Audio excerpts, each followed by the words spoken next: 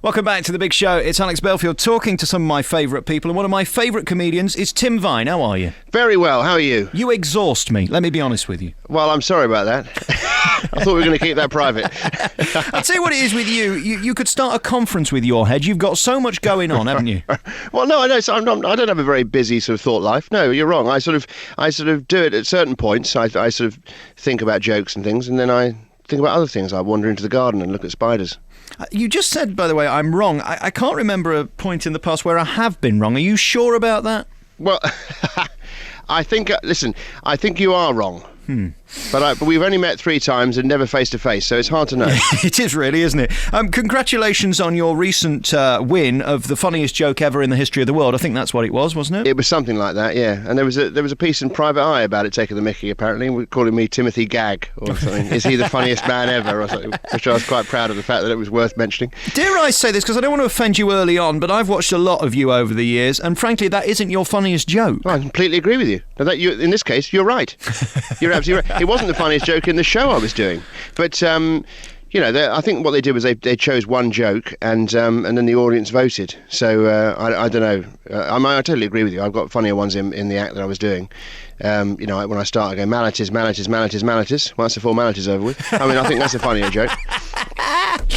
I'd say what I love about your DVDs, I sit there watching them, and I kind of watch them in half-hour segments. You can almost laugh too much, can't you? Yeah, well, I suppose you probably can. Yeah, what, hyperventilating, you mean? You mean just too much of a good thing? Yeah, actually, do you know, I heard about someone who was terminally ill. Sorry to lighten the mood at this point.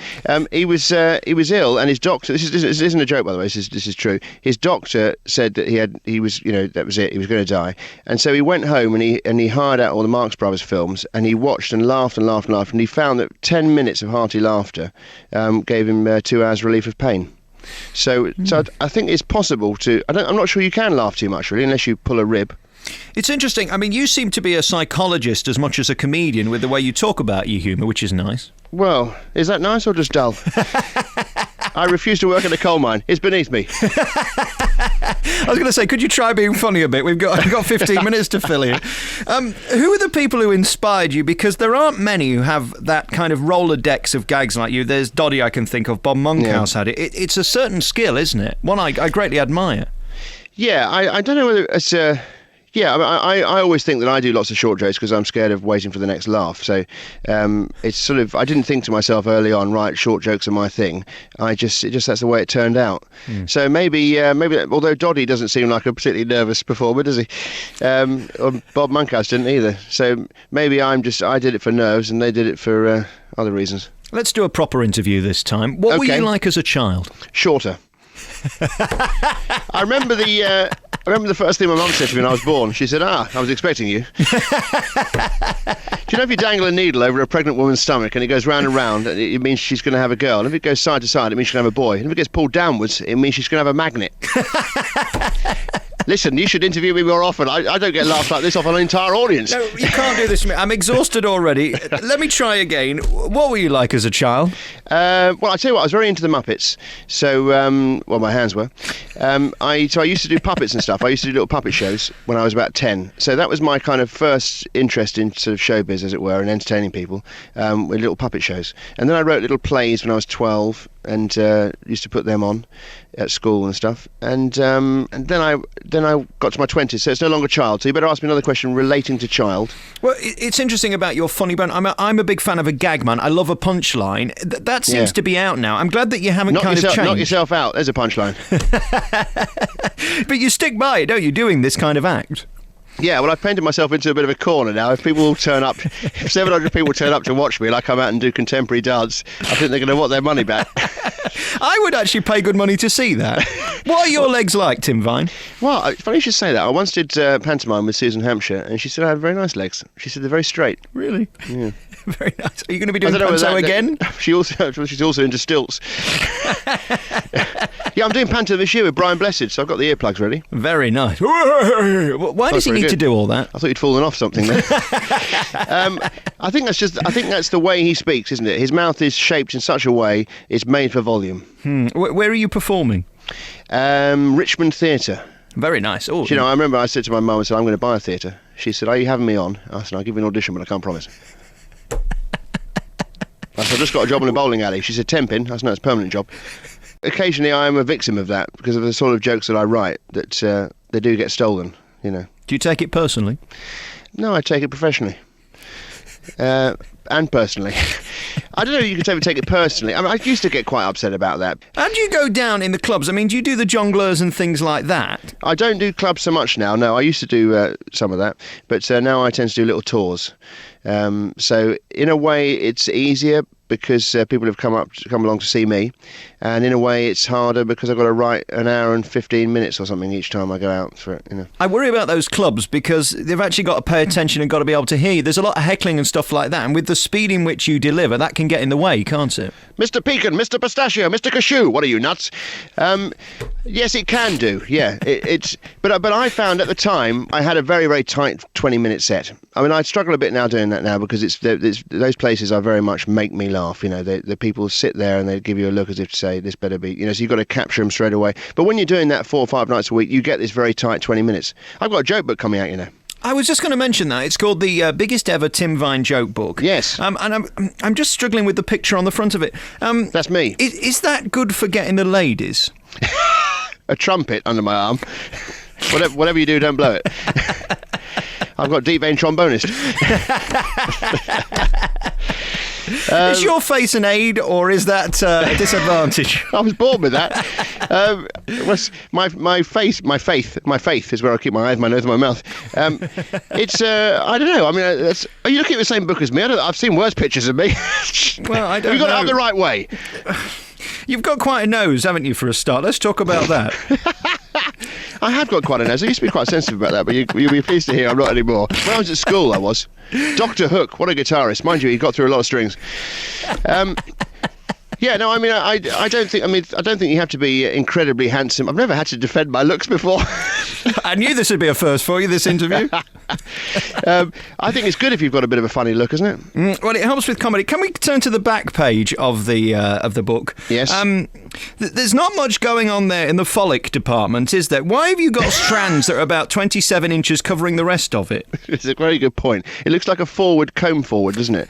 Do you know what? These pictures were taken actually in my house, and I didn't think to have a haircut beforehand. But you're right, I look like a bit like someone who used to be an accountant and now he's a tramp. Feel free to make any personal comments about me. I can take it. Well, I can't see you. It's a good thing. But my hair's been receding for some time, and that's going back a long way. If you want a crew cut, was only me. That's it. Yeah. Very nice. Thank you. I love that I can give you almost any subject. Yes, try that. That's a good idea. Give me a subject. Curtains. Of course, that's a bit of a drawback. How about pull yourself together? There must be a gag there. Well, that's an old one, isn't it? Yeah. But, all right. No, well, it's all right for you to nick other people's as long as they don't nick yours. All right. Well, I'll tell you what. You give me a subject. I'll do one of mine. You do one that you just think you've heard somewhere. An Englishman, an Irishman. Okay, scrambled eggs. Tell me a joke about that. Scrambled egg. Well, scrambled egg. I did crack one earlier, but this is easier than it should be. You should be going, no, that's not good enough. Ironing. Tell me something about ironing. Nothing. Right, press on. I'm just wondering, you see, whether A, you'd written your book, and B, whether you've actually read it, because I've had 2 people on this week already who've done neither. Well, I can confirm every single one of these jokes I wrote. I mean, it's obvious I did, isn't it? Some of them are rubbish. And look at the drawing. I mean, blimey, you wouldn't get you'd want your money back. You've got an illustrator to do that, wouldn't you? Let's do something serious now, because I need headlines for the Sun newspaper. Do you? Right, okay. I need to find out that you're dark and that you're depressed and you were, beaten up as a child for being too deeply unattractive with a large nose, something like that. Well, my mother, I tell you this, my mother used to beat me with the telephone. I was always on the receiving end. The phone rang. I picked it up. I said, "Who's speaking, please?" And the voice said, "You are." No, I had a happy upbringing, I'm afraid. So no drama there. Did you get on with your brother? Very well, yeah. Hi, this is Jerry Vine, Radio 2. Hi. Have you ever wished that you had a good voice? God, blimey, my voice is terrible. My nose is all over the place. Why did I turn up? I tell you what, if it wasn't for the laughs, I would have left by now. He loves it, yeah. I mean, I do. It does make me laugh sometimes with the subjects that they talk about, because of course they've got to do about 4 a day for every weekday of the year. So you can turn on, they're talking about something quite ludicrous. There can be something serious about the coalition government, followed by, why is it you don't see so many vases nowadays? Like Let's talk about net curtains for the next hour. Yes. Have you got VAT on them? How does your family feel about the fact that you're, forgive me for this, but you're kind of the clown, and Do I have to walk in sideways because of my nose? Is that what you're going to say? How do they feel about the fact that you do funny for a living and he does serious? I think they like it. I mean, you know what it's like with parents. Have you got parents? Tell me they're still alive. Yeah, they are. That could have been very uncomfortable. That could have been terrible. Yeah, thank goodness for that. Yeah. Well, listen, parents are proud of you, whatever you do, aren't they? So they. I don't know whether Hitler's mother would have said the same, but well, that's true. Did you know actually he went to Butlins? Do you know that? Yeah, he wrote a book about it. It was called Mine Holiday Camp. Let me tell you a story, right? I had Dom Jolly on the programme, and I love nicking other people's gags, right? And I'll stop telling them then. There's the least funny man you've ever met, Dom Jolly, and I tried for 8 minutes, right, to make him laugh or for him to make me laugh. It didn't happen on either side. And he was telling me how he'd written this book and he'd gone to Chernobyl. And I said, are they now opening that as a holiday camp, and it's going to have the Chernobylese contest? Yes, I know the man who wrote that, Dan Evans. Right. I think it's a brilliant joke. Brilliant joke. Not a laugh. Now, you'd have thought out of courtesy, you could have just at least a titter, a smile, or even say, you nicked that off somebody, didn't you? Nothing. I don't like funny people that resent being funny. Have you noticed that a lot in comedy? I have not noticed that. No, I don't know. Do you know what I think it is sometimes? I mean, I like doing these sort of things because my jokes are so short that if you ask me a question, I can just chuck something at you. But I mean, if you've got a kind of comedy style that requires dressing up as a beaver and running past the window of a swimming pool, it's a bit hard to do it in an interview, isn't it? So I've got some sympathy for Dom Jolly. You can't really do it there and then, can he? No, good point. Yeah, all right. Listen, congratulations on this new book. It's been lovely talking to you. Before we go, tell me about Bob Monchouse, because I know he was a big fan of yours, wasn't he? Well, I don't know whether he was a big fan, but he did a couple of things that was just very supportive. I did a week on Jack Doherty's show. I hosted it for a week, and he faxed over some jokes in my style and said, here, you can have some of these if you like. Lovely. And he said of you, he has taken the trick of wordplay and extended it to lengths no one else has dared before. A very funny man. I actually wanted that quote on the book, but I was told that might make it seem a bit too grown up. But that's a great quote, isn't it? It's lovely. Yeah. I love you very much, and keep being funny. And I'm sorry about the personal insults. I didn't mean Not at all. I'm straight off to get a rhinoplasty. A job in a zoo or something. What is wrong with that picture on the front? I'm looking at it. I can't see what's wrong with it. What about joining a circus? Well, I'm up for that. I could do that. Trapezier said and done, but I could have a go. There's nothing I could catch you out with. Thank you very much. Tim Vine is the star of the new book, the biggest ever Tim Vine joke book. There's DVDs out as well. Have you got a new one out? I've got a new one coming out at the end of the year called Punslinger. Very good. I'm dressed as a cowboy. I come on and I say I'm going to start with the cowboy jokes. I've got 7 and they're magnificent. And I carry on like that for an hour. And in that picture, you actually look half normal. Well, you see, you could argue I look too cool in that picture for comedy. What is it with you not liking the fact that you could be a dashingly handsome man who could actually have a sensible career? Well, let's do that first. Let's get this rubbish out of the way first. Let's do that later. I'll have the serious acting career later, but let's do get all the puns out of my system. Tim Vine, good to talk to you. Say hello to Jeremy for me and ask him to be less good so I can have more listeners. That'd be nice. Bullcock. I'm glad I got that out of my system. Any more? Any more jokes? Yes. We run out. Velcro, what a rip-off. 3 cheers for rap music. Hip-hop. Oh, by the way, what was the funniest joke? We never actually got round to it, did we? Oh, yeah. What was it? It was... I've forgotten. I've just been on a once-in-a-lifetime holiday. I tell you what, never again. See, only a small titter there. Yeah, only a little one. That award has killed that joke off. I can't do it anymore. Tim Vine, good luck with everything, and enjoy Panto, and good luck with the book and the DVD. Merchandise, which will mean it'll be a very, very happy Christmas for you, making tons of money. Well, 3 bars of soap for £1. That's a good buy. See you later. Bye.